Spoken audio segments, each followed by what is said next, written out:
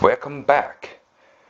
For today, we are going to talk about the AWS and AWS uh, storage, backup, and archive. So first of all, let's have a look on the uh, basic knowledge and product in this chapters. Now we are going to looking at the AWS backup product. We're also going to look at the disaster recovery product, which is called Cloud Endurers. We're going to look at the elastic file system, standard EFS, and elastic file system infrequent access.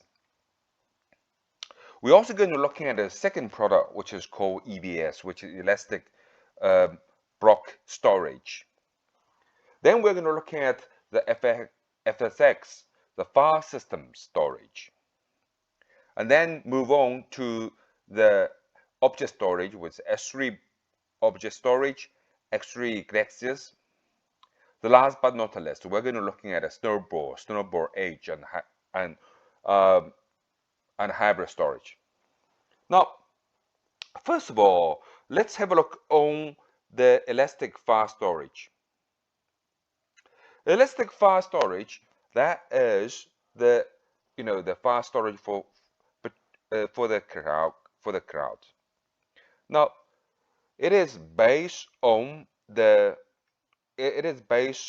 standard NFS and CIFS file systems.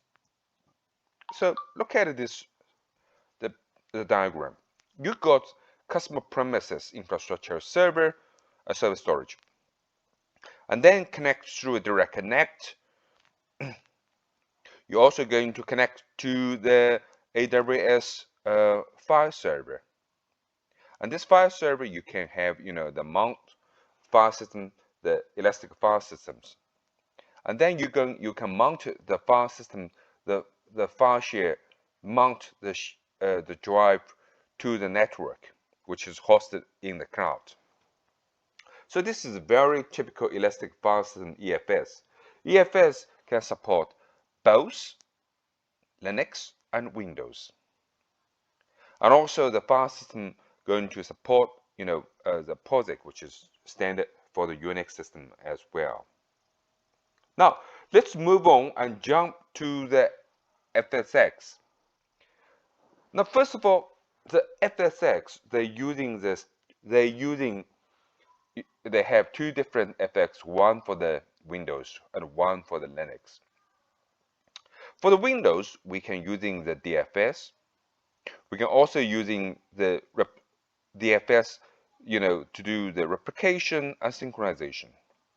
We can also enable the key management to do the encryption for the traffic, for the data in transit, and also the data at rest. So look at the scenarios.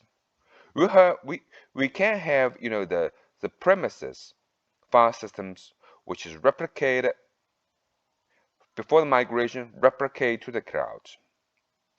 And obviously, the file system is going to rely on the domain controller and directory services.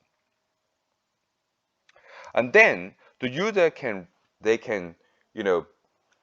access those files on the cloud through the network drive.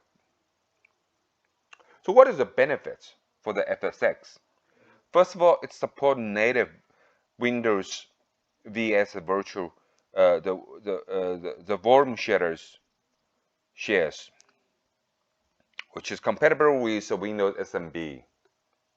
You also have the Windows permission models, supported distributed file system, integrated with domain controllers and directory services. For the Linux, we are going to use FSX for lustres, which is going to use the POSIX, which is for Linux and high performance computing stuff. But overall, the scenario is still pretty much the same. You're going to have the premise data, which is within the premise data centers. The data store, we're going to the data we're going to replicate it through the lecture file server and synchronized to the cloud. And obviously, from the cloud, you're going to have a read and write, and also you're going to do the caching for that. Because synchronization, you need to have enough IOPS and network bandwidth for that.